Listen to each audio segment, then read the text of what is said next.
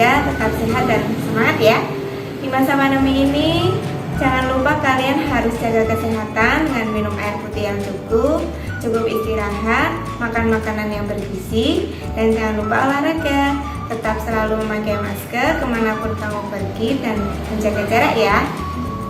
Anak-anak, karena sekarang ini masih dalam masa pandemi COVID-19, maka pembelajaran masih menggunakan pembelajaran jarak jauh atau daring. Meskipun begitu, kalian harus tetap semangat belajar di rumah ya. Di video ini kita akan belajar bersama tema 2 yang berjudul Selalu Berhemat Energi. Subtema 1, pembelajaran 1. Adapun tujuan pembelajaran yang akan kita capai adalah: yang pertama, dengan mengamati gambar visual, siswa mampu mengidentifikasi gambar dari teks visual dengan terperinci.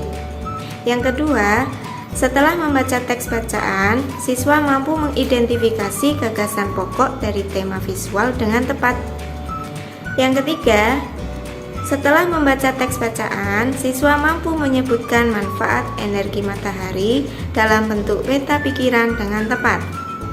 Yang keempat, setelah melakukan percobaan, siswa mampu menyajikan laporan hasil pengamatan tentang pengaruh energi matahari dalam kehidupan sehari-hari dengan tepat. Anak-anak, tahukah kamu bahwa energi sangatlah penting? Karena semua makhluk hidup membutuhkan energi. Kamu tahu tidak apa itu energi? Energi adalah kemampuan melakukan kerja atau usaha. Dengan energi, kita bisa melakukan aktivitas sehari-hari. Nah, bagaimana energi dapat kita peroleh? Energi yang kita peroleh didapat dari sumber energi. Sumber energi adalah segala sesuatu yang ada di sekitar kita yang dapat menghasilkan energi. Nah, anak-anakku, sekarang kita belajar tentang sumber-sumber energi yang ada di sekitar kita atau di bumi. Tahukah kamu apa energi terbesar di bumi ini? Ya, betul sekali. Energi terbesar di bumi ini adalah matahari. Perhatikan gambar berikut ini. Matahari memiliki banyak manfaat bagi semua makhluk hidup. Pada gambar tersebut menunjukkan aktivitas manusia di bawah sinar matahari. Keluarga tersebut memanfaatkan matahari untuk kehidupan sehari-hari mereka. Yang pertama, menghangatkan badan dan sebagai sumber vitamin D. Ibu tersebut menjemur anaknya di bawah sinar matahari pagi untuk mendapatkan vitamin D. Karena sinar matahari pagi baik untuk kesehatan. Yang kedua, sinar matahari membantu proses fotosintesis untuk menghasilkan oksigen atau biasa disebut dengan O2. Oksigen ini akan dihirup manusia. Fotosintesis juga bermanfaat menyerap karbon dioksida yang dikeluarkan oleh pernafasan manusia. Yang ketiga, matahari membantu mengeringkan pakaian. Hal ini panas matahari merubah air pada kain atau baju menjadi uap air, sehingga baju menjadi kering. Nah, anak-anak, sekarang ayo membaca tentang teks yang berhubungan dengan pemanfaatan energi matahari.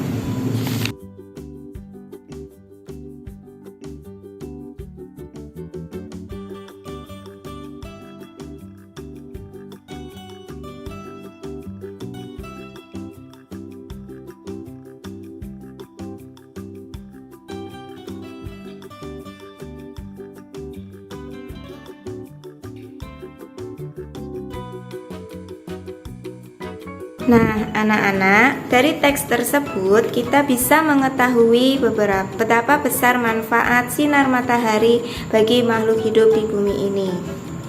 Nah, sekarang mari kita belajar pemanfaatan energi matahari yang lain. Matahari bermanfaat untuk menerangi bumi. Matahari sebagai sumber energi terbesar memancarkan panas dan cahayanya ke bumi, sehingga kita bisa melihat makhluk hidup pada siang hari. Yang kedua, matahari dapat menyebabkan terjadinya siang dan malam.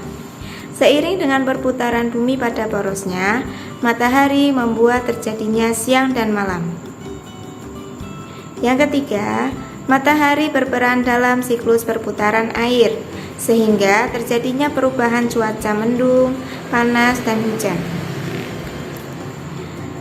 Matahari berperan dalam proses fotosintesis, sehingga semua tumbuhan baik di darat maupun di laut dapat hidup dan berkembang dan membuat cadangan makanan untuk hewan dan manusia. Nah, anak-anak, perhatikan bagian berikut. Bagian berikut adalah contoh peta pikiran dari manfaat energi matahari. Peta pikiran membuat kalian mudah untuk memahami materi yang diberikan. Lalu, bagaimana cara membuat peta pikiran? Mengolah informasi berarti mengolah sumber data berupa gambar atau teks menjadi informasi yang lebih jelas. Bagaimana cara membuatnya? Cara membuat peta pikiran, yang pertama, tuliskan gagasan utama di tengah kertas, kemudian dilingkari. Yang kedua, tambahkan cabang sesuai dengan banyaknya gagasan pendukung. Yang ketiga, tuliskan kata kunci pada cabang yang dibuat. Yang keempat, tambahkan simbol atau kata kunci agar kalian mudah memahami. Nah, berikut ini adalah contoh peta pikiran dari sebuah teks.